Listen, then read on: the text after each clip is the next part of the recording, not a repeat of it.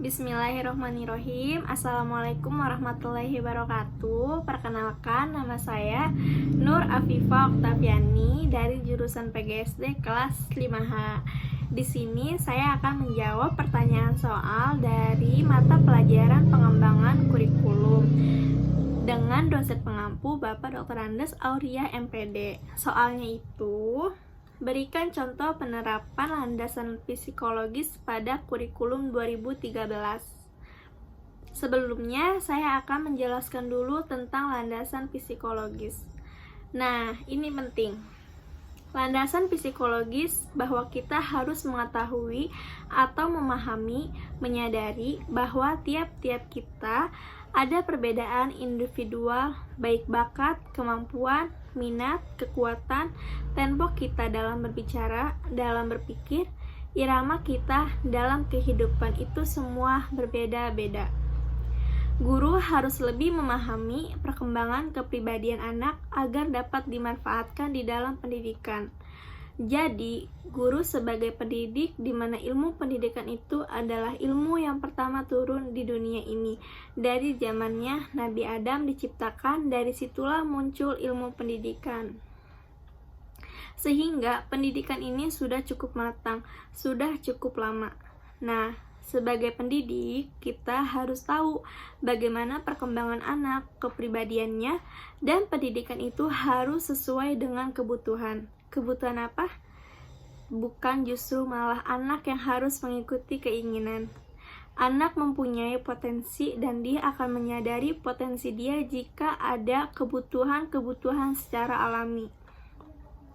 Nah, ini di sisi psikologis harus bisa ditetapkan, didorong. Oleh karena itu, kondisi lingkungan harusnya dapat membantu peserta didik untuk mengembangkan potensi, kecerdasan, emosi, dan keterampilan.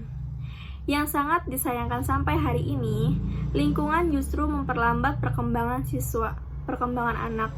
Usia-usia yang belum waktunya dia belajar, dia sekolah, anak sudah dipaksa dengan hafalan yang dengan banyaknya, perhitungan dengan banyaknya, bahkan pelajaran-pelajaran yang luar biasa. Sehingga bukan hanya psikomotoriknya, bukan hanya motoriknya yang rusak, tapi juga kemampuan menalar dan mental anak yang hancur. Oleh karena itu, melalui penerapan landasan psikologis dalam pengembangan kurikulum, tiada lain agar upaya pendidikan yang dilakukan dapat menyesuaikan dengan hakikat peserta didik, baik penyesuaian dari segi materi atau bahan yang harus disampaikan, penyesuaian dari segi proses penyampaian atau pembelajaran, dan penyesuaian dari unsur-unsur upaya pendidikan lainnya. Selanjutnya, contohnya ya. Nah, contoh yang pertama itu, di dalam kelas 5, guru menyuruh salah satu siswa untuk bernyanyi di depan kelas. Nah, guru tersebut tidak tahu bahwa yang ditunjuk itu siswa yang kondisi psikologisnya terganggu. Dia adalah murid yang berdiam diri dan pemalu. Sehingga jika guru tidak mengerti kondisinya, maka anak didikannya kondisi psikologisnya semakin terganggu.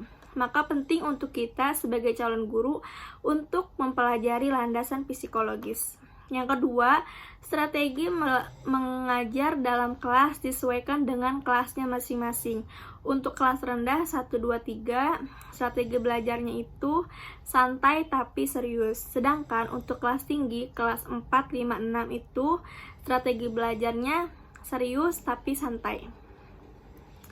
Yang ketiga itu, contoh lainnya adanya guru bimbingan konseling sebagai mengawasi untuk menyelesaikan masalah siswa atau mengetahui minat bakat siswa dan lain sebagainya. Yang terakhir, yang keempat, kebijakan untuk mengumumkan juara di sekolah setelah ujian kenaikan kelas sebagai penghargaan kepada siswa yang berprestasi dan juga sebagai motivasi untuk siswa lainnya. Dengan cara ini agar siswa-siswa terdorong semangatnya untuk mencari bakatnya dalam berprestasi itu baik akademis maupun non-akademis. Sekian, terima kasih.